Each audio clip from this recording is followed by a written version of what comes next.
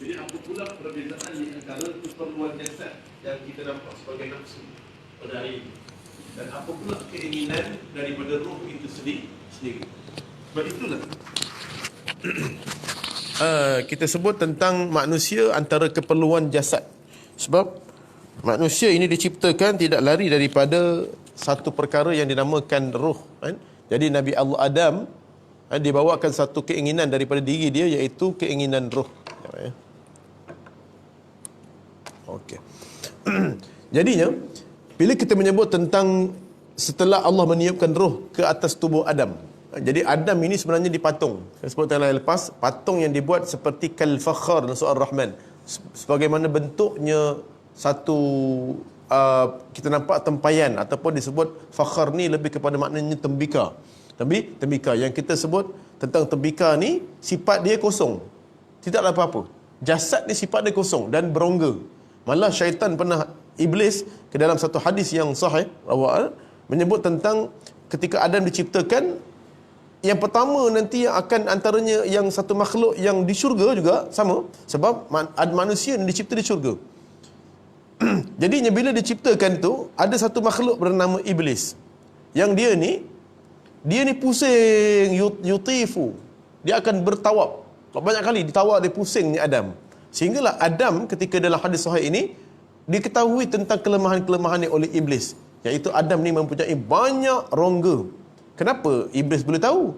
Kerana iblis adalah satu perayaan, iaitu kana minal jin. Dia adalah salah satu daripada jin, yang mana jin ini sifat dia halus dan boleh menebus masuk ke dalam rongga-rongga manusia. Okey, bila tengok kelemahan ini, maka apakah keperluan jasad? Iaitu penuh dengan rongga, iaitu penuh dengan makanan, minuman, keinginan, dan apa pula keinginan roh yang ada dalam badan kita ni lain. Jasad lain, roh lain. Bila saat kita terputus nyawa, kita dipanggil jenazah, tak panggil sebagai manusia dah. Orang panggil jenazahnya almarhum ini, jenazahnya sekian, jenazahnya sekian. Orang tak panggil lah manusia, orang panggil jenazah. Sebab apa? Roh dengan jasad tercabut. Jadi roh ni lebih penting daripada jasad itu sendiri. Roh, jasad ini hanya sebagai tempat tumpang. Sebab tempat tu jiwanya adalah daripada, sebab tu kita disebut tentang jasad, tentang jasad dan roh. Sebab tu kalau kita buka dalam kitab sedikit, saya masuk kitab alam barzakh, alam barzakh, kita ni ada beberapa roh yang penting. Sebab itu kalau waktu saat tarik roh ni, iaitu malaikat Israel tarik roh ni, Imam Al-Qurtubi, siapa pernah dengar nama Imam Qurtubi? Siapa yang kat sini yang pernah menghabiskan tafsir Al-Qurtubi, Tuan Guru Haji Hadi? Dia menghabiskan kali kedua dah. Tafsir Al-Qurtubi kali kedua, pertama ada tu, kali kedua kan, cakap saya kali kedua dia menghabiskan tafsir Al-Qurtubi. Imam Qurtubi ni hebat lah dalam tafsir. Ibnu Kathir rahimahullah taala, tafsir Al-Munir, Profesor Dr. Wahbah Zuhaili dan sebagainya. Jadi dalam kitab ini diletak bahawa macam mana nanti roh ni nak ditarik oleh malaikat Israel. Disebut dalam kitab Al-Ahwalul Mauta wal Qubur, Imam As-Suyuti, dan juga Imam Al-Qurtubi dalam kitab At-Tadhkirah, dan juga Imam Ibn Qayyim rahimahullah ta'ala. Dia akan sebut bahawa yang akan tarik nyawa manusia ni 4 malaikat. Dia akan tarik nyawa manusia ni 4 malaikat. Kerja dia, iaitu sebab tu dinamakan makna sakaratul maut tu sendiri, iaitu apabila ajal hampir sampai, ada 4 malaikat yang akan menarikkan roh. Kerja tarik roh ni dia memang pentolnya, dia sebut tu lah, pentolan untuk kontraktor untuk tarik nyawa ni ada 4 malaikat. Tak termasuk Israel. Sebab Israel ni menteri dia. Dia punya memang ketua dia.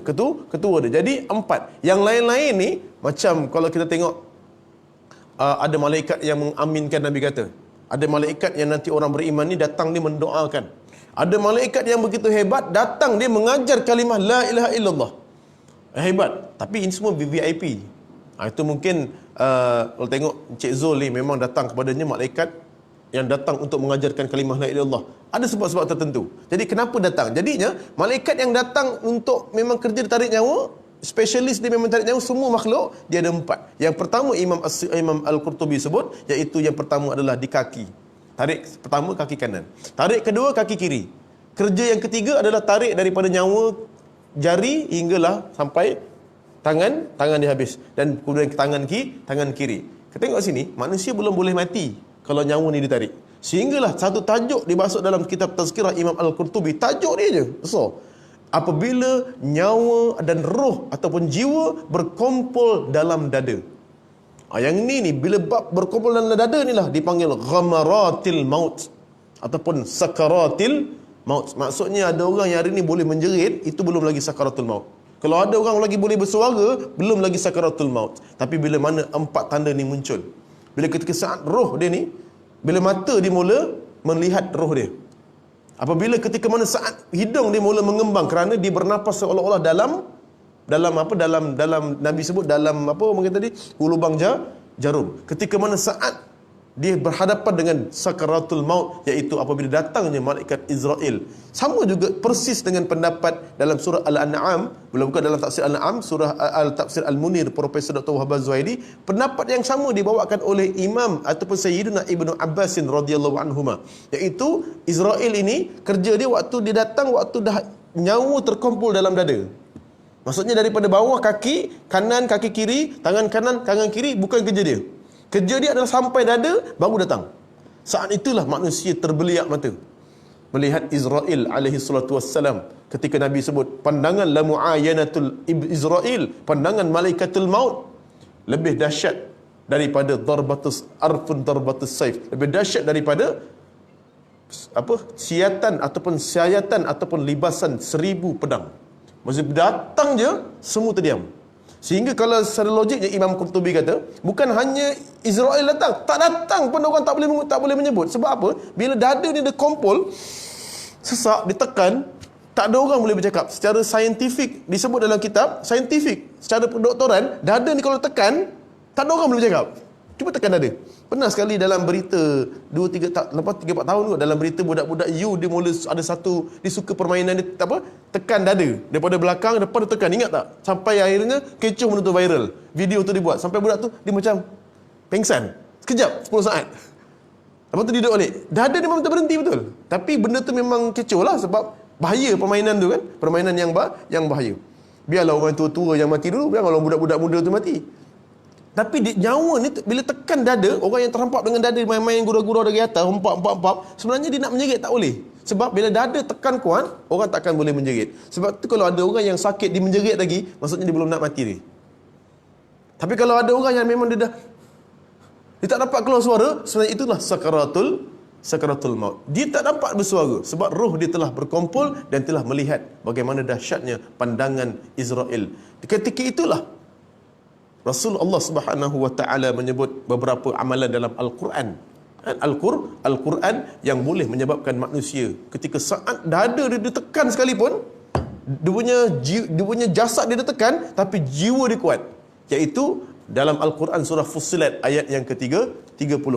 Ayat yang ke-30 disebutkan bagaimanakah jiwa yang sangat kuat, jiwa yang sangat hebat. Sebab tu isi jiwa kita ni dengan benda-benda yang hebat. Antaranya disebut iaitu sekejap kita tengok isi dalam peristiwa ni. Iaitu innal ladzina qalu rabbuna Allah. Maka ketika itu satu sebut dia, orang ni dia beramal. Satu Imam As-Suyuti sebut dia ni orang yang sangat suka berzikir, orang yang beriman, dengan dia beramal, solat, berpuasa, apa sajalah amal yang baik. Syarat dia summastaqamu, dia mesti istiqamah. Syarat kekuatan roh paling power yang menyebabkan dia tidak ada satu masalah. Bila roh dia, bila jiwa dia tekan sekalipun dada dia masih lagi boleh bercakap. Dia masih lagi, sebab tu para aulia waktu dia dah hampir mati, jangan tengok cerita, jangan. Dalam cerita Melayu siap boleh mengucap kalimah syahadah. Asyhadu an la, mengucap asyhadu an la ilaha illallah wa asyhadu anna Muhammadar Rasulullah. Mati. Senang. Itu TB. TB. Kau tak pernah jumpa. Orang pencuri pun senyum, mati. Mati dalam iman. Jadi tak boleh. Sebab yang benar, mujur dia tak azan. Mujur dia tak suruh azan. Azan sebelum mati. Sebab dalam lakon semua boleh. Kan? Jadinya bila ketika melihat satu peristiwa ini, maka ada beberapa perkara dan amalan yang kita kena buat. Yang amalan yang paling memenuhi ataupun keperluan rohani adalah istiqamah. Itu pertama poin yang paling penting pada hari ini yang nak disebut adalah perbuatan amalan yang boleh mengisi rohani. Dia bukan amalan yang banyak, tetapi amalan yang istiqamah. Amalan banyak selalu orang buat, tapi dia istiqamah tu payah. Amalan banyak. Ramai orang beramal sembahyang tarawih 10 hari pertama. Sampai kena marah AJK sebab aircon dia kurang. Apa aircon tak bagus? Buat aircon. Kecil sangat surau ni. Kecil surau. Masuk je 10 hari kedua. Dia dah mula tinggal 8 soft je. Habis 8 soft. Masuk je minggu yang ke-20 dia tinggal 4 soft. Masuk je minggu 25 hari bulan dia tinggal 3 soft. Masuk je 28 hari bulan dia tinggal apa? Dia tinggal 2 soft. Malah tinggal 1 soft. Masuk 29 hari bulan lesap. Dah tak ada sop. Dah tak ada sop langsung. Jadinya iman dia tak istiqamah. Orang yang istiqamah tetap juga orang yang sama kita tengok. Jadi orang-orang beginilah, Encik Zulkiflinya dan sebagainya, kan? Akhirnya dia inilah orang-orang Haji dan sebagainya. Haji lupa nama Haji? Mazlan. Haji Mazlan. Saya tengok orang yang istiqamah sampai di hujung-hujung saat akhir hidup dalam keadaan selalu mendirikan solat berjemaah. Orang-orang beginilah yang saya yakin pada saat dia mati mengucapkan kalimah la ilaha illallah. Dada dia ada kekuatan sebab dia bukan mengharapkan dada dia, tapi dia mengharapkan jiwa dia yang sangat. Ketika waktu roh berkumpul dalam dada ni, yang paling powernya bukan jasad dia. Waktu tu jasad dah tak boleh bergerak. Sebab kalau secara normalnya orang ditekan dia punya jiwa dia, ditekan dada, waktu sihat ni pun tak dapat bercakap. Apatah lagi waktu ditekan dada waktu dia mati. Waktu dia hampir mati dengan malaikat maut, dengan kesakitan yang dahsyat, bagaimana mungkin dia dapat mengucap kalimah la ilaha illallah kalau dia bukan orang super saya. Kan? Dia bukan orang yang cukup hebat, orang yang luar biasa lah. Orang yang kata hari ni amalan dia cukup luar biasa. Kalau sekadar dia orang yang biasa-biasa tak boleh. Tapi kalau orang yang sebenarnya dalam amal ibadat ni, allazi khalaqal mauta wal hayata liyabluwakum ayyukum ahsanu amala. Allah menciptakan mati ni sebab apa? Nak menjadikan dan hidup, menunjukkan bahawa Allah nak jadikan supaya semua di antara kamu ni sebagai ujian untuk menjadikan kamu yang paling baik amalan dia. Apakah sahabat tanya? Afdalu af'alu ilallah. Wahai Rasulullah, apakah perbuatan yang paling baik? Nabi menyebut afdalu af'alu ilallah, perbuatan yang terbaik adalah wa in qalla wa dawaimuha. Sedikit tetapi dia kekal. Tapi kalau banyak dia kekal lagi baik. Tapi Nabi pernah melarang seorang sahabat Nabi, dia membaca Al-Quran terlampau laju dan terlampau cepat dan terlampau banyak khatam. Sebab dia tengok kemampuan. Ada orang yang Nabi tak kisah. Abu Hurairah, dia beribadat Nabi dilek je. Sebab Nabi tahu dia akan istiqamah. Yang Nabi takut bukan dia ibadat, Nabi takut dia tak boleh istiqamah. Sebab tu dalam perjuangan, dalam ibadat, dalam zikir, yang kita nak fokus bukannya hari ini kita nak berzikir, tapi kita nak fokus pada kita boleh mampu tak berterusan. Sebab tu hari tu ada seorang makcik, dia baru belajar dengan satu ustazah tentang bagaimana solat duha 12 rakaat. Saya kata mana celah 12 rakaat ni, kan? Sedangkan duha yang paling afdal adalah yang disebut oleh Rasulullah dalam hadis yang sahih itu 8 rakaat. 8 tapi saya cari jumpa hadis yang dalam bawah nota kaki bahawa hadis ada sebut 12 rakaat. Tapi hadis itu dhaif yang amat. Tapi saya tak faham kenapa nak beramal dengan benda yang sangat dhaif sehingga sampai 12 rakaat. Sampai 12 rakaat sedangkan Rasulullah sendiri buat 8 rakaat. Ketika mana salah, ketika Nabi buat 8 rakaat pun julung-julung kali, jarang berlaku Nabi buat duha 8 rakaat. Ketika mana Fathul Mekah, sangat gembiranya Rasulullah solat duha 8 rakaat. Tapi kita hari ini nak buat 12 straight. Wow, saya tarik diri dulu. Bukan tarik dirilah, saya tarik daripada akak tu, jangan buat. Bukan jangan buat, sebab saya yakin dia adalah perempuan. Waktu pagi dia banyak keperluan dengan anak dia, dengan suami dia yang nak pergi kerja, dan keperluan dia sendiri dalam dunia ni. Takut pada hari itu seminggu pertama je disebut dalam bahasa saintifik dia hangat-hangat tai ayam. Saya risaulah saintifik boleh bahasa dia macam tu lah. Takut hangat-hangat tai ayam. Orang kita gitu. Orang lain buat apa, orang lain buat berniaga cendawan, dia pun nak buat. Orang lain buat ni, dia pun nak buat. Orang lain nak buat, orang dengar kuliah tengah cerita pasal duha, dia nak buat terus 12 rakaat. Dia terus nak full dia. Yang paling hebat, tiba-tiba lepas seminggu Ada je masalah sikit, ada nak pergi LHDN, dah tak buat dah duha. Baru ada program sikit, ada makan-makan dengan apa, dengan datuk, dah terlupa tu duha. Terus tak buat. Hari ni buat 12 rakaat, besok buat 12 rakaat. Last bila tengah sibuk sikit, ada cucu datang, habis. Anak-anak balik, dah terlupa duha. Mak terlupa duha. Terlupa terus, satu pun tak buat. Sebab inilah di antara kita kena buat satu amalan yang terus berterusan sebagai amalan yang sahih. Sebab itulah bila kita menyebut tentang amalan yang istiqamah ini, keperluan roh dalam badan kita. Saya ada sekali saya memang suka istiqamah dalam satu perbuatan, antaranya perbuatan yang disebut, iaitu bila tanya solat apa yang saya istiqamah, kan? Saya suka memilih pertama rawatib lah, tak payah cerita lah. Istiqamah adalah pertama sekali solat rawatib, solat subuh. Saya sendiri lah, solat subuh, dan kemudian solat duha. Tapi bila saya solat duha ni, pertama kerana kupasan ulama tafsir daripada Wahbah Zuhaili. Wahbah Zuhaili dia pernah kupaskan tentang duha. Saya seronok dengar bila dalam tafsir tu, kerana duha ini, kerana saya ni orang yang tak penyabar, orang yang nak marah. Siapa kat sini yang tak pernah sabar? Rasa macam nak marah je. Rasa macam semua nak marah. Anak tak alif ba sa. Ni apa? Lupa. Budak ni kan nak marah je. Tepat nak marah. Contohlah, contoh. Kan? Tak kasih, tak adalah. Kasih tak ada. Sebab dia tak ngajar, sebab tu tak ada. Dia ngajar bagi orang lain. Sebab dia tak boleh sabar. Dia tak boleh sabar. Pernah satu hari Rasulullah ni hilang sabar.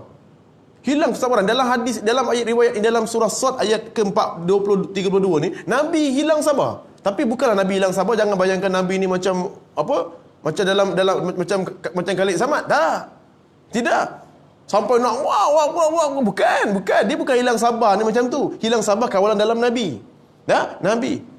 Nabi ni hilang sabar dia sampai dia marah dengan orang-orang musyrikin, sampai dia naik darah, sampai stres dan emosi dia tidak stabil. Wasbir, wahai Muhammad, dalam surah Sad, wasbir dalam ayat ke-32 disebut wasbir, dia kata wasbir pula di ayat surah Sad. Allahu akbar, salah. Okey, dalam ketika mana dia menyebut tentang dalam satu surah namanya surah Sad ayat 17, isbir, dia kata isbir ala ma taqulun, sabar dengan apa yang orang kafir kata. Sabar Nabi. Uzkur abnada Daud, kami ingatkan bagaimana coolnya satu hamba kami namanya Daud. Cool. Macam mana jiwa Nabi Daud ni, orang yang sangat dalam rekod manusia, Nabi Daud ni paling pelik.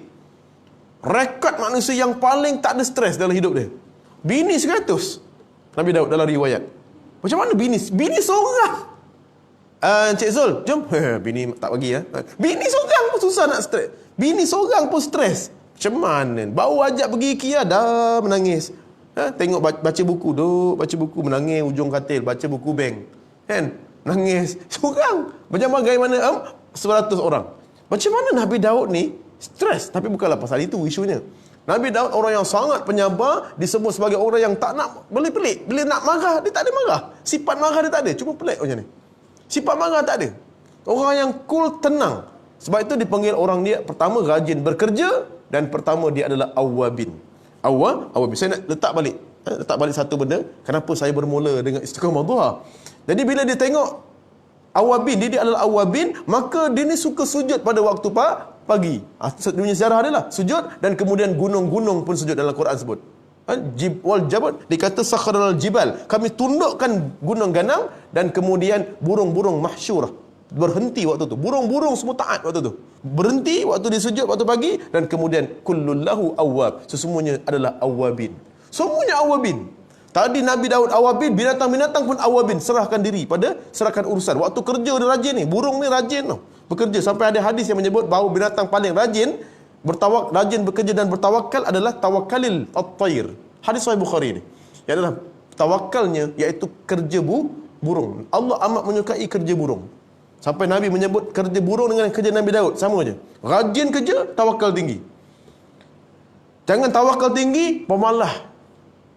Semayang, duha, malas. Tak kaya pula dia kata. Malas. Pemalas. Tak boleh. Dia kena dua-dua. Rajin sangat pula, duha pun tak ada. ataupun sebagainya, awabin pun tak ada. Dia sebut awabin. Maka dia kata bahawa dia dapat 3 benda. Mulkahun syadid, kerajaan yang kuat. Siapa hari ini nak jadi kerajaan yang kuat, dia kena buat benda macam Nabi Daud.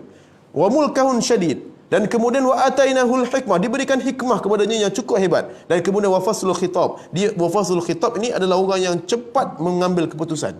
Cepat, keputusan dia tepat. Jadi Ibnu Abbas pun kata, aku nak buat. Lalu kalau tengok dalam hadis ini, rawahul Muslim, dalam kitab apa, kalau kita buka dalam Dr. Zahzan pun sebut benda yang sama, kan? Kalau kita tengok, iaitu Rasulullah sebut dalam hadis rawahul Muslim, salatul awabin. Nabi sebut, wahai Ibnu Abbas, solat awabin yang kamu cari tadi tu adalah tarmadul fisal, adalah pada panasnya kaki anak unta, iaitu duha yang bermula pukul 9 hingga pukul 11. Imam Nawawi sebut pertengahan di antara syuruk dan zuhur. Jadi waktu tu kalau kamu solat 2 rakaat, kamu akan diberikan kepada kamu kekuatan dalam kerajaan kamu. Kalau kamu jadi kerajaan, kalau kamu ada berniaga, kamu jadi bos yang cukup kekuatan, kamu punya syarikat hebat. Kalau kamu pekerja yang cukup hebat. Kalau kamu suami yang hebat. Kalau kamu ayah yang hebat. Kalau kamu isteri yang hebat. Kalau kamu student yang hebat. Kalau kamu menteri yang hebat. Bukan jenis menteri nak melentingnya, bukan. Dan sebagainya. Menteri yang hebat, orang yang hebat, dalam kalau dia ada student yang hebat, kalau peniaga yang hebat, dan kemudian diberikan hikmah, kebijaksanaan yang cukup hebat, dan kemudian diberikan keputusan yang tepat. Jadi Ibnu Abbas tanya, maka disebut adalah pada waktu awabin, pada 6. Ini adalah bagaimana falsafah duha, tapi syarat dia mesti pertengahan, bukan awal. Awal ada kelebihan dia, hujung ada kelebihan. Tapi bila bermulanya Dr. Zulkifli Al-Bakri lah, saya dengar kuliah dia, saya keinginan pula nak menambah lagi 2. Nak nambah 2 bini tak boleh. Nambahlah duha 2, lagi satu lagi. Jadinya 4 rakaat. Jadi gitulah. 4 rakaat. Sebab dia live kan, dia kena sebut sikit macam tu. Dia live. Okey, jadinya bila kita sebut tentang 2, sebab dia bawakan lagi hadis yang sahih. Ada di sahih disebut sebagai hadis yang kuat. Sebab tu saya baca, saya kalau beramal, saya ambil dulu yang beramal. Saya ni malas sebenarnya. Saya nak isi roh saya ni malas. Saya ni bukan macam orang hari ni macam Haji Mazlan, orangnya hebat, rajin. Mulut tu berzikir, dia tutup mulut dia tu sebenarnya zikir tu. Sebenarnya zikir. Dia kalau tunduk tu sebenarnya zikir. Dia kalau berkeruh tu sampai tidur pun kadang-kadang suami kita berzikir. Berzikir sampai ke tidur. Jadi hebat. Hebat. Jadinya bila nak sebut saya ni tak berapa nak rajin. Jadi saya pilih untuk hidup saya yang pendek ni, amalan yang sahih dari Rasulullah sallallahu alaihi wasallam. Jadi saya pilih sebab saya dengar daripada Zulkifli Al-Bakri sendiri, dan saya buka laman web dia pun ada juga dibawakan satu riwayat yang sahih daripada Imam At-Tirmizi. Dia kata adalah hadis ini sebagai yang sahih. Jadi dia kata bahawa Nabi sallallahu alaihi wasallam kata, Allah Subhanahu wa taala berkata, ya ibna Adam, wahai anak Adam, la tu'jizni min 4 raka'atin fi awwali naharik. Janganlah sekali-kali, Allah bagi tahu, wahai anak Adam, dalam hadis sahih ini, jangan sekali-kali engkau meninggalkan 4 rakaat duha. Ataupun disebut sini bukan duha, tapi 4 rakaat di awal pagi. Maka akfika ajrahu. Dia kata akfika akhirahu, dan aku akan cukupkan segala keperluan dunia engkau hingga akhir harimu. Awal hari kita buat 4 rakaat, 2 salam, maka hujung sampai ke hujung Allah sempurnakan urusan dunia kamu. Urusan dunia ni dunia juga. Dunia juga. Jadi nak sebut bahawa sebab tu tak sabar tadi, marah sebab urusan dunia. Jadi dengan urusan dunia ni kita jadi stable. Kita stres hari ni, ada tak ada kat sini stres yang urusan akhirat? Ada tak? Sampai beruban hari ni. Nak cakap kita punya nak beruban hari ni, macam nak cakap, banyak kira akaun, betul tak? Bukan pasal banyak kira masalah umat yang banyak akaun tak valid pula. Aduh, kena balik pukul 8 malam. Sebab akaun tak valid. Masuk tak kena. 1 sen je padahal. Tak valid, pening, berdenyut sampai nak berhenti kerja pula rasa sebab berdenyut. Balik rumah pening. Pernah tak suami kita pening berdenyut kepala? Kenapa bang? Taklah. Sekarang ni masalah Palestin. Pernah tak rasa suami kita macam tu? Jarang berlaku. Dia berdenyut, pening, menangis. Denyut kepala, pening, migrain, masuk hospital. Kenapa ni? Tak, terlampau sekarang stres lah, banyak masalah umat. Jarang ada manusia macam tu. Jarang.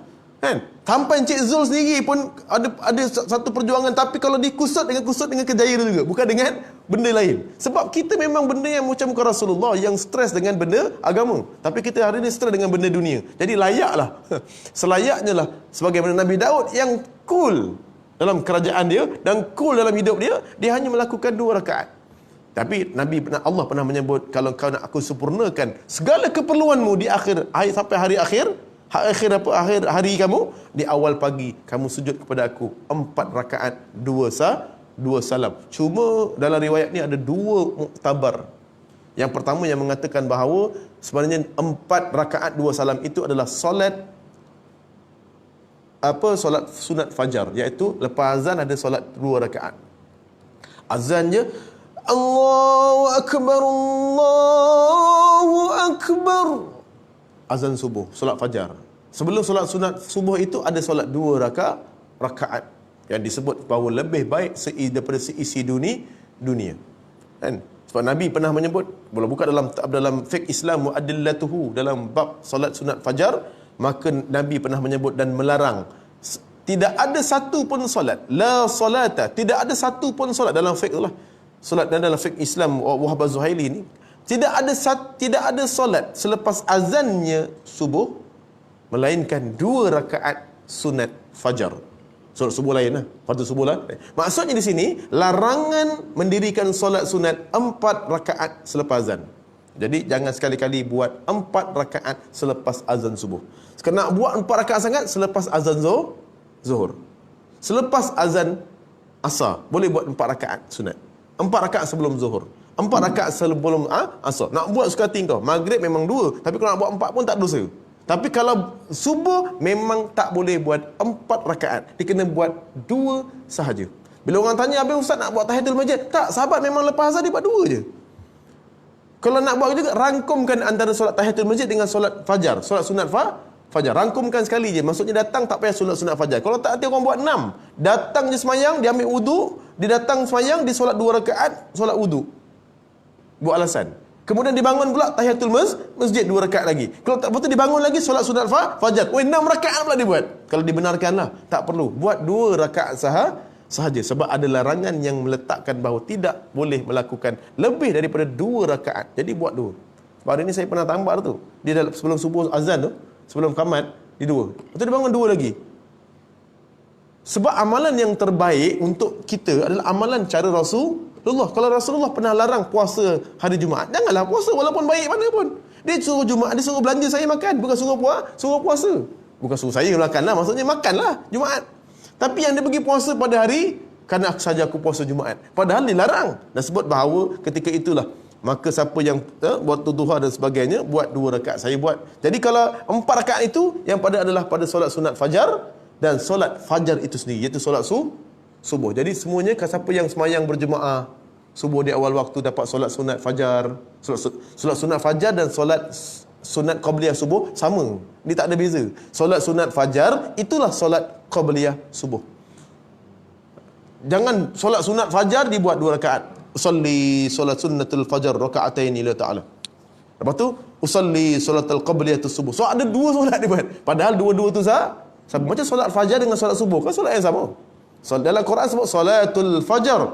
Hadis sebut solatul subhi. Dalam Quran sebut solatul fajar. Dalam hadis solat subuh. Jadi solat fajar adalah solat subuh.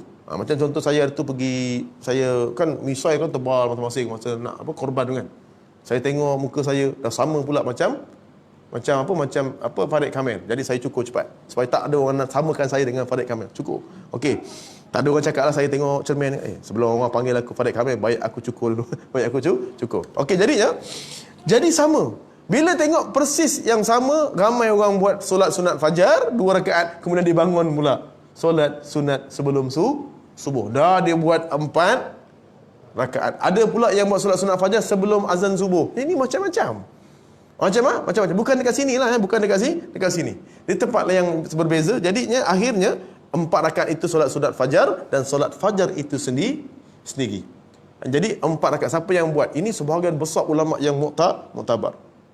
Yang kedua, 4 rakaat awal itu bukan solat yang itu, tapi solat duha. Jadi kalau yang paling senang, ambil dua-dua pendapat. solat sunat fajar pun buat, kemudian 2 rakaat subuh, dan kemudian waktu awal siang duha pun dia buat 4 rakaat. Tapi syaratnya 2 salam. Dia bukan 4 rakaat 1 salam. Jadi situ wallahu alam. Jadi itu antara perkara-perkara yang kenapa saya memilih satu benda yang simple tapi saya boleh istiqamah. Lepas tu barulah saya ambil 2 rakaat sebelum zuhur. Saya start solat awabin, solat rawatib istiqamah selepas PKP tu. PKP saya cuba untuk istiqamah solat rawatib kat rumah dengan isteri saya. Cuba. Sampaikan hari ini saya cuba untuk duha saya dah buat istiqamah. Saya cuba pula. Tapi duha saya baru dua. Saya cuba dalam hati nak tambah lagi lah. Nak tambah lagi. Konon-konon dah masuk 40. Sebab saya bulan Muharram ni, kalau ikut bulan Islam, tahun Islam, masuk bulan Muharram ni, tahun itu adalah tahun yang ke-40 saya dilahirkan. Cukup 40 tahun. Walaupun nampak macam masih muda lagi. Jangan ketawa, ini realiti ya. Dia macam Cik Zulkifli, nampak macam, ya saya ingatkan dulu dia muda 40 lebih. Rupanya tengok tanya dah 50 lebih dah. Dah 50 lah. Masya Allah. La quwwata illa billah. Kau tengok jalan dengan Mas Solah tu macam adik dah. Apa ni? Apa Zulkifli ni? Jadinya, ketika pada saat hari ni nak sebut tentang istiqamah, hari ni saya memilih amalan yang simple. Kenapa tak pilih tahajud? Orang tanya saya lah. Kenapa tak pilih tahajud? Tahajud ni bukan susah sangat sebenarnya. Tak tahulah. Sekarang memang rasa macam nak tahajud malam ni. Tapi waktu pukul 3 pagi tu yang tak jadi. Sekarang memang harapan macam nak tahajud dah malam ni. Tapi bila 3 pagi je, dia punya fikiran kita tak sama dengan hari ni, malam ni. Ada je alasan, ada yang ni, bini saya kata, alam tu dah 10 kali abang matikan. Tak sedar, bukan tak sedar. Memang waktu tu, kesedaran kita waktu tu memang, tak tahu iman waktu tu terlampau tinggi ke, ataupun iman memang tak ada waktu tu. Waktu tu memikirkan, alah muda lagi, tak lagi lah, alah ngantuk lah, besok-besok pun dapat. Dia banyak macam. Sebab tu akhirnya tak boleh istiqamah. Kecuali beberapa kali je. Dalam seminggu, sekali dapat. Kadang-kadang terbangun awal tu, bangun awal, pukul 5 sebelum pergi sembahyang subuh, dapat sembahyang tahajud 2 rakaat. Itu je. Tapi istiqamah memang tak berapa berani.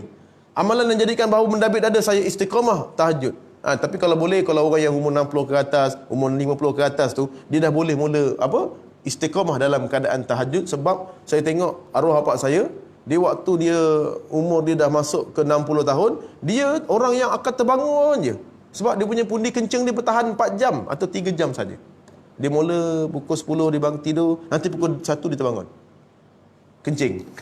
Jadi lam tu, lam. Sebab dia punya pundi kencing bertahan 3 jam. 3 jam. Dia tidur, bangun.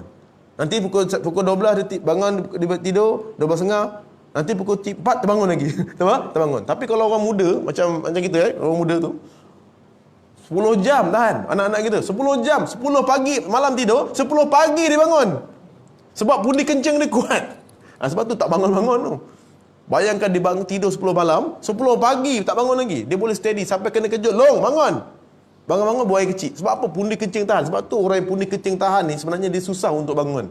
Faham tak? Bangun. Sebab tu saya boleh tahan pundi kencing sampai ke subuh. Ataupun motor tahan mana nak bangun.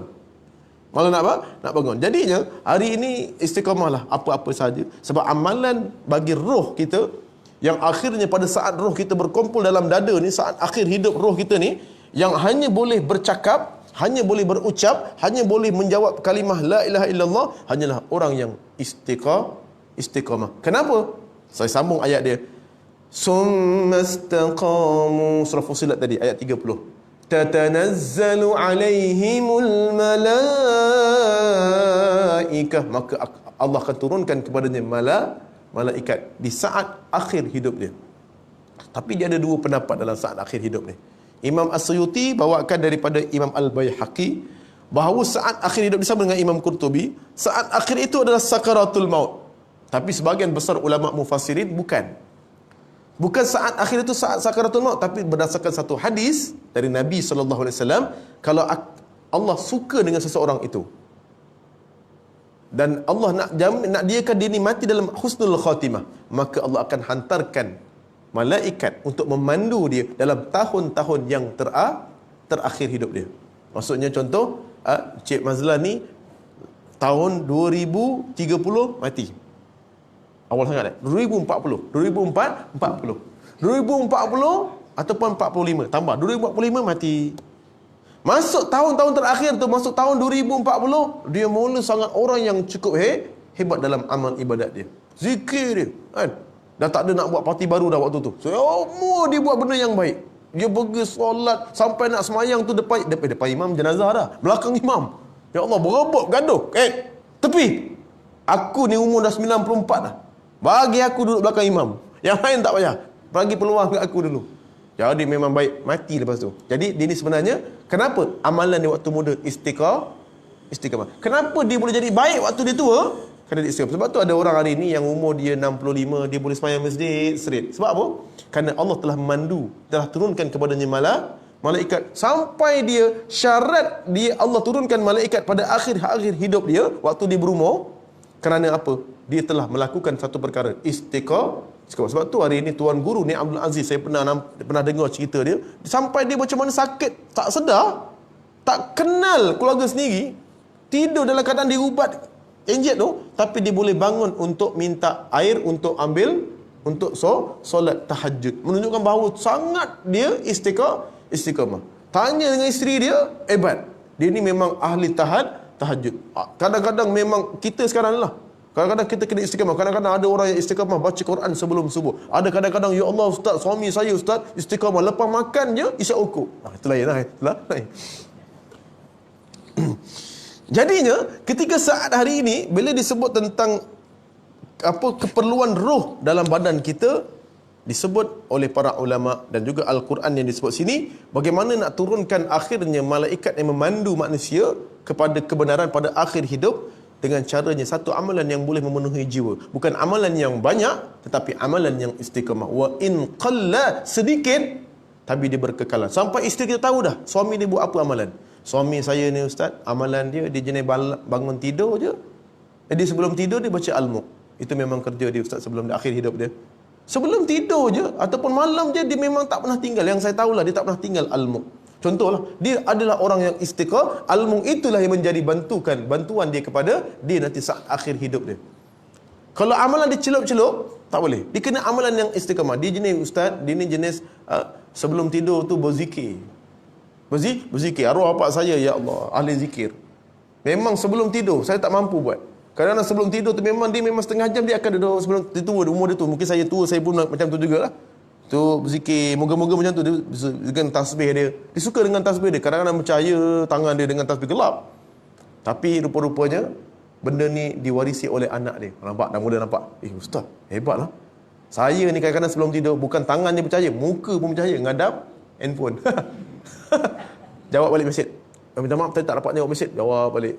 Orang rumah saya pula, kadang saya balik lambat, tengok masa nak tidur 12 malam, tengok orang rumah saya, ini isteri solehah, tidur muka malam-malam kat gelap tu, anak-anak semua tidur, muka dia bercahaya, ngadap Lazada, Shopee ngadap ni lah online lah okey.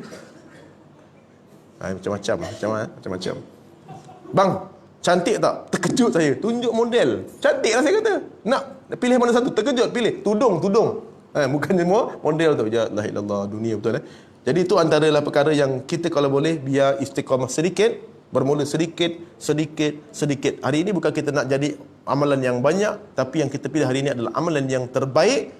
Ahsakum ahsanu amala. Yang mana satu di antara kamu yang terbaik amalnya, bukan yang terbanyak. Tak sebut terbanyak, tapi terbaik. Dan pilihan terbaik itu istiqamah. Jadi hari ini cuba untuk cari satu zikir, satu benda. Contohnya satu benda yang istiqamah pada Siti Khadijah. Pernah tengok tak ada Rahikul Makhtum? Kalau kita pergi umrah akan bacakan Rahikul Makhtum, antara kitab sirah yang terbaik, yang pernah memenangi kitab sirah terbaik pada tahun 1978 kan.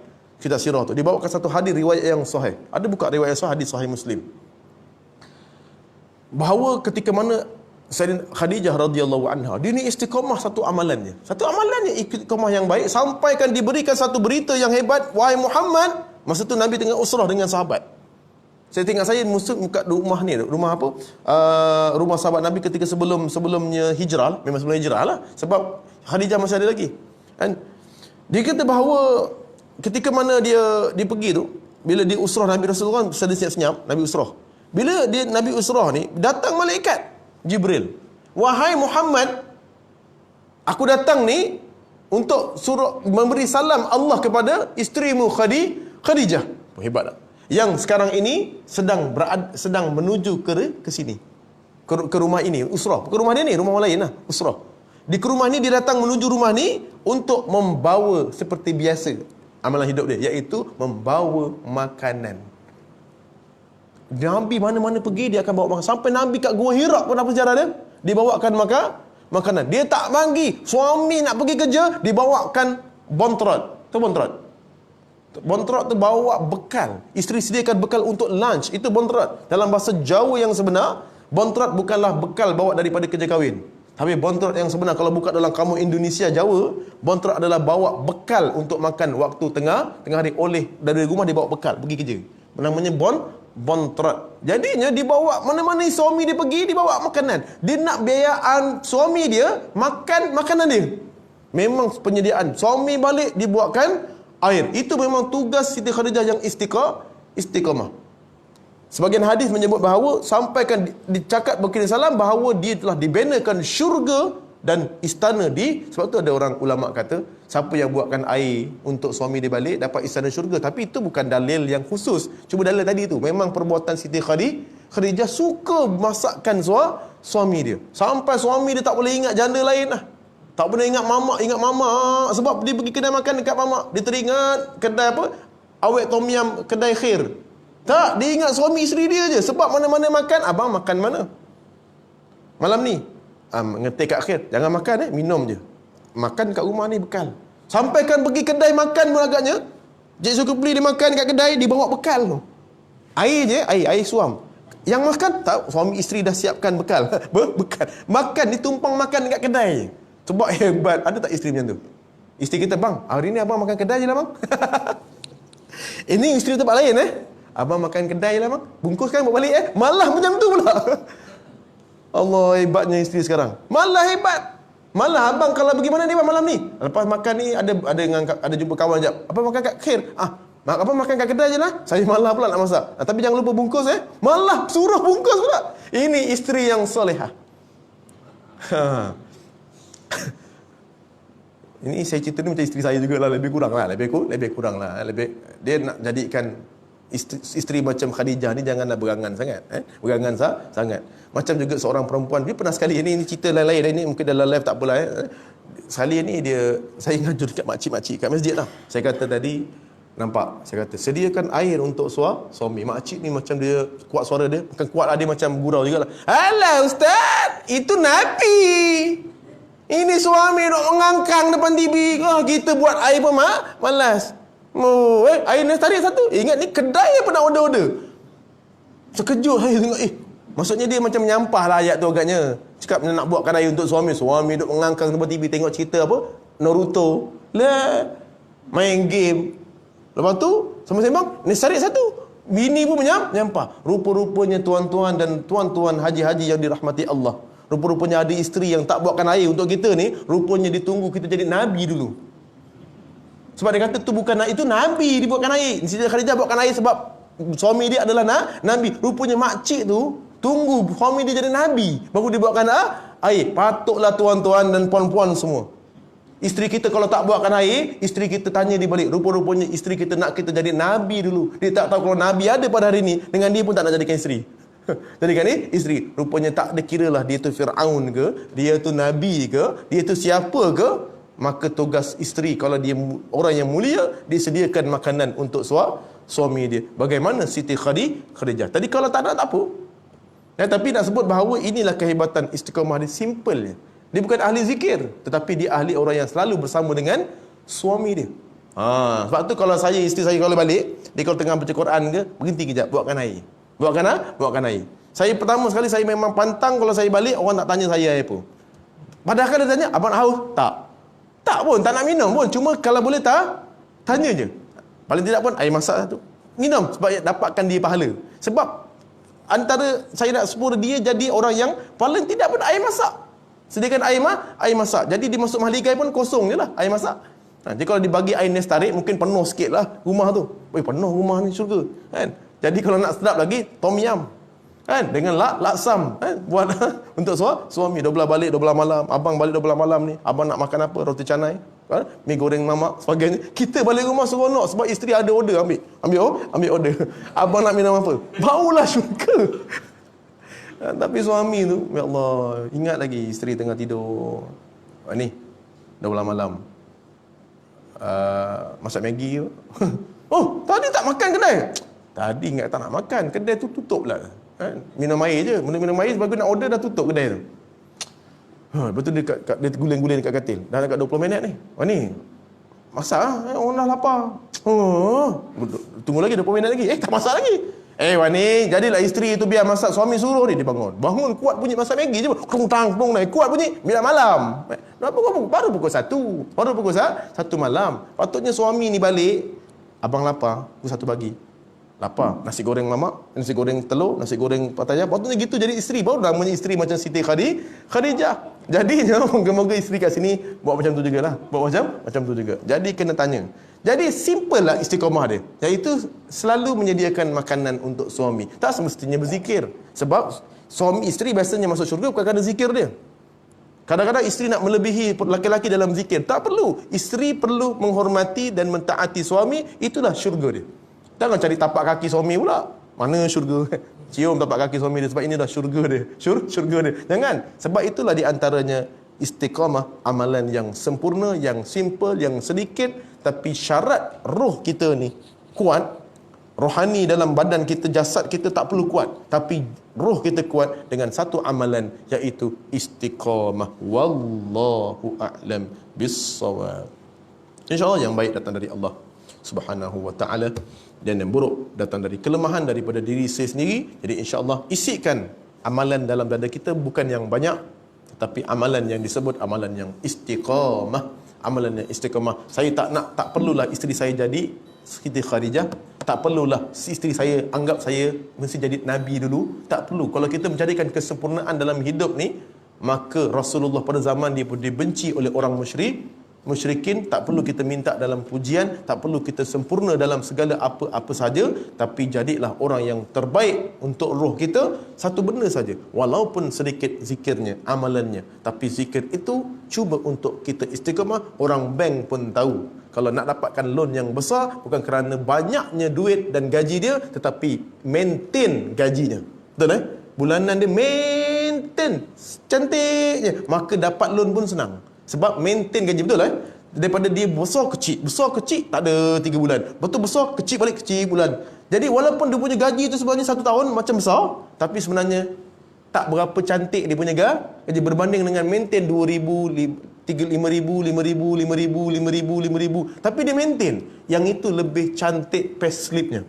Saya kalau buat loan, dia mesti tengok begitu, cantik payslip dia, maintain. Jadi begitu biasanya bank akan lebih mudah budi bicara dia untuk dapat keluarkan kereta dan sebagainya ikut loan yang kita nak. Wallahualam, tapi orang bank lebih tahulah. Tapi nak sebut bahawa maintain itu lebih disukai oleh mana-mana, lebih dipercayai daripada orang yang 10,000 3 bulan kemudian tak ada gaji.